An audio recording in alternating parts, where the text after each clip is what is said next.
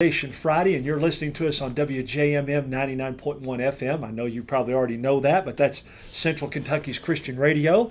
And as always, on our Family Foundation Friday, we welcome Executive Director of the Family Foundation, Mr. David Walls. David, thanks again, brother. Greg, good to be with you on a special early voting edition Yes. of Family Foundation Very Friday. good, very good, very good. And you're right, there are some people already casting votes, right? That's right. We're going to talk about that a little bit. We're also going to talk about, and that's in the primary election coming up next Tuesday.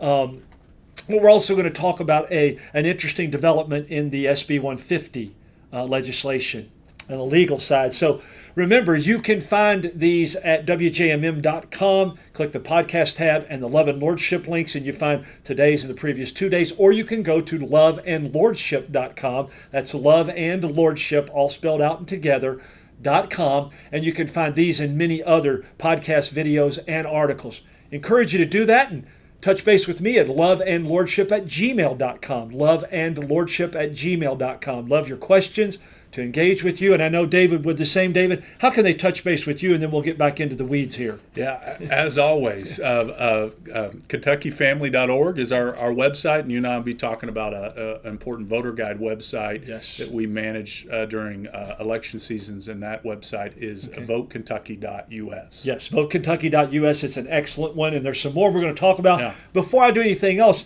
I got to say this. Next Tuesday is the 16th of May, which is not only election day, but even more importantly for us and our family, is my middle child, my youngest son's birthday. So I got to shout out happy birthday to Harrison. Love you, brother. And thank you for the opportunity to be a loving dad, because you've been great, as well as my older son and my daughter. So it's been wonderful. Happy birthday, Harrison. With that said, David, I know we want to start with this primary election, and there's several things. Give a brief explanation of what primary means, and maybe even a little bit on closed and open. Yeah, absolutely.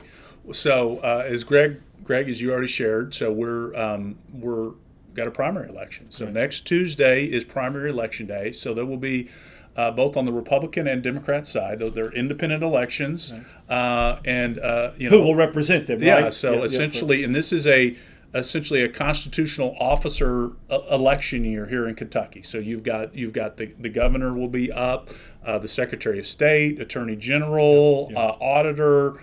I'm going to forget one or two all the of constitutional, them. The right? constitutional officers, right. Treasurer, Commissioner of Agriculture.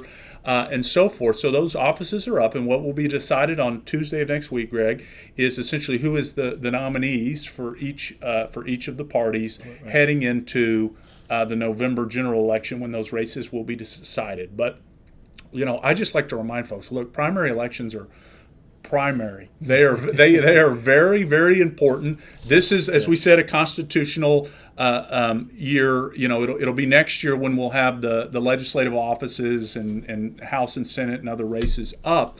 But so many times, Greg, a lot of these races get determined by who is on the ballot in November. Yeah.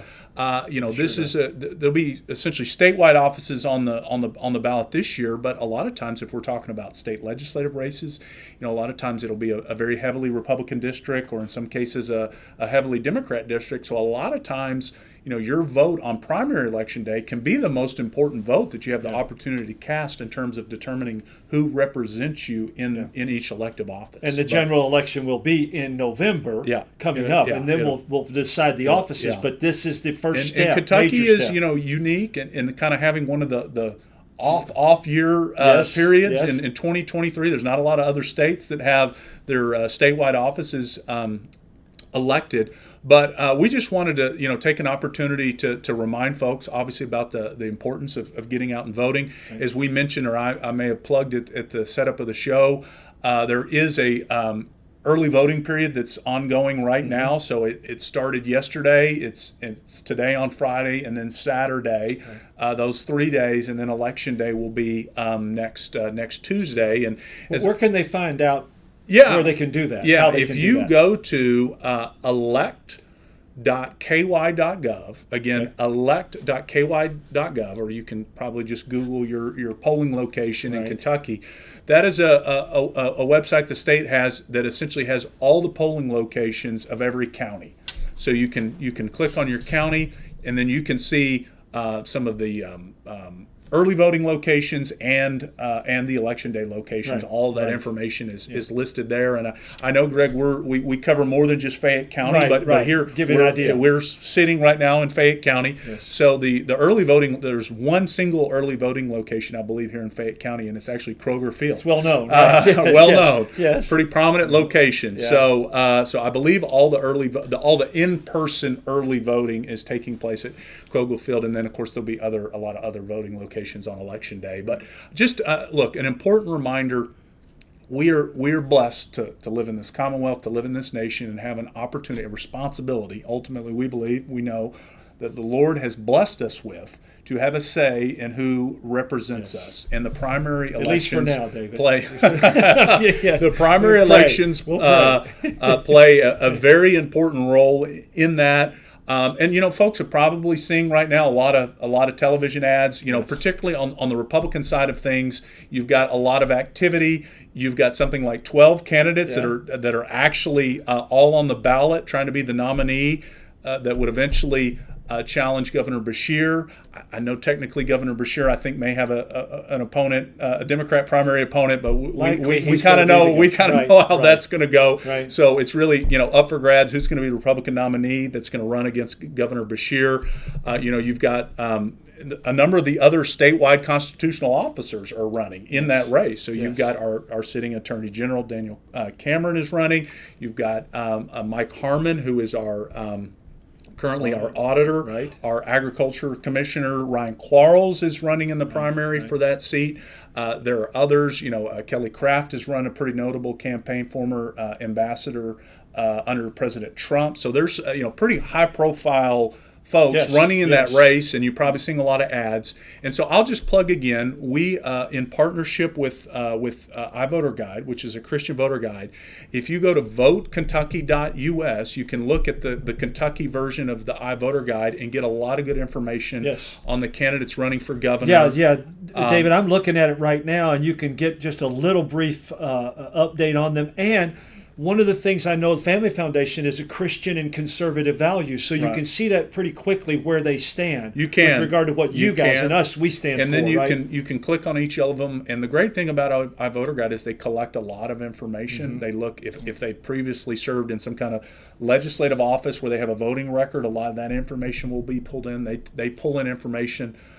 As far as if different organizations, we don't endorse candidates, but if other organizations on left or right have endorsed them, notable folks have endorsed them, including they also look at campaign contributions. They look at who they've received money from, who they've given money to a lot of times, and a lot of these things help kind of paint a picture for where a candidate stands. So again, just encourage folks to go to votekentucky.us, click to see the Kentucky iVoter Guide, and like I said, a lot of important races will be decided in terms of who will be on the ballot in November. That's very good. And one other thing, in Kentucky, as opposed to Texas, we have a closed primary, which means you are voting if you're Republican or Democrat registered. You vote in those primaries rather than open, and you can vote wherever and however you want. Right, and there's always some pluses and minuses between different states. That's right. And the other important thing folks may be more aware of this or more up to speed on this, but Kentucky does not have runoff elections. Right. So, Greg, as you mentioned, I'm originally from Texas. In Texas, for example, you've got this 12-person on the Republican side running for governor. Right. Whoever gets the most votes is the nominee. Yep. In other states, sometimes if no one gets to the 50% threshold, it'll go to a runoff election until someone gets to 50. That's not the case here. So we will know. One time, hopefully they count the votes. Yes. We will know. Right. At some point, the evening of the 16th. Or shortly thereafter, who the nominees are in all these races, even if someone doesn't get over 50%. Right. Well, so primary election, early voting. Dave has told you where you can go at votekentucky.us and the iVoter Guide. Also, on next Tuesday, make sure you know where your polling place is, and you can go cast your vote for that. David, we've got another issue. We've got a little bit here, and I want to tease this a little bit and talk about it a little bit because it is extremely important. And that is, we've had a interesting but not surprising development legally against SB 150. share with our listeners what that is. Yeah, Greg, last week, the ACLU filed a lawsuit against SB 150. And if folks remember, that was kind of the priority pro-family bill that dealt with parental rights in education, setting common sense bathroom policies, and then also protecting our children from these very harmful so-called sex change interventions that are harming our children. And so the ACLU went into federal court, and they have filed essentially an initial challenge against just the part of the bill that protects children from so-called gender transition interventions. And so they had kind of already indicated that they were going to do this, but and I know, Greg, this will be a case that will probably go on for a good while, but that part of the bill is obviously fundamentally important, and as you and I will have an opportunity to discuss as this court case develops, very revealing the filing in this court case. And we won't go into a whole lot of depth here, but what has happened is the ACLU filed this challenge really on behalf of 7 families and some specifics as it relates to some kids. And Greg, it's just heartbreaking. Yeah, it's children as young as 9 years old, as documented in here, that are being pushed to do something that you and I, again, as we've said, is not possible. Change their biological sex, being put on puberty blockers to block puberty, their natural development. This is harmful interventions that are taking place. And as we said when some media reached out when this lawsuit was filed, we said, if you read the details that the ACLU shared on some of these cases, it really just reinforces why we needed to protect our kids from these harmful so-called gender transition interventions to begin with. We have a moral obligation and a duty to not have a child harmed in this manner.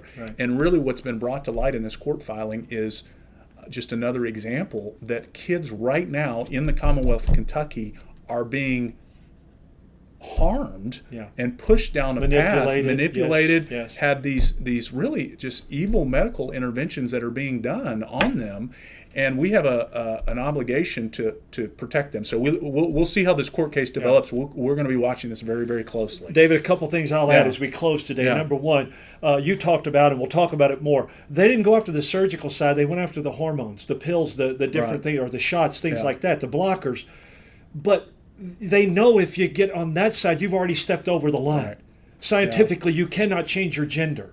So either way, they're going after it, and they know if they crack the door open, they can get further. So that's one thing. I'm glad you're standing against that along with others. The other part of this is that there are many things in our laws that are there to protect children. We don't let children drive until they're 16. We don't let them vote until they're 18. There are many other, drink until they're 21. Why? Because they're not ready to make those kind of decisions. So we're trying to help them as well as parents. So a lot coming up. So please join us. Thank you for those. I prayed last week at the National Day of Prayer, a week before last, the National Day of Prayer. And several people came up to me, David, and said, hey, you do that Family Foundation podcast with David Walls. And I said, yes. One of them was actually Daniel Cameron's mom. Okay. So that was pretty cool. So thank you all. Thanks for joining us. I got no more here, so thanks for your prayers. Thanks always to the Lord. Make it a great day, and God bless in Christ. Stay tuned for Bill Reeser and Encounter. And then at 12:45, Greg Horn and Hope is here. I'm Greg Williams, and you're listening